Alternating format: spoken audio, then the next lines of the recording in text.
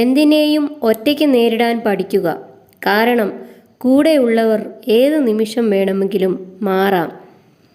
നിങ്ങൾക്ക് ചെയ്യാൻ കഴിയാത്തതൊന്നും ദൈവം നിങ്ങളെ ഏൽപ്പിക്കില്ല. വിശ്വാസത്തോടെ പ്രവർത്തിക്കുക. മറ്റുള്ളവരെ അസന്തുഷ്ടരാക്കുന്നതിലൂടെ ലഭിക്കുന്ന സന്തോഷത്തിന് ആയുസ് വളരെ കുറവാണ്. കത്രികയ്ക്ക് മരങ്ങൾ മുറിക്കാൻ കഴിയില്ല. കോടാലിക്ക് മുടി മുറിക്കാൻ കഴിയില്ല. ഓരോ മനുഷ്യനും വ്യത്യസ്ത ഗുണങ്ങളുണ്ട്.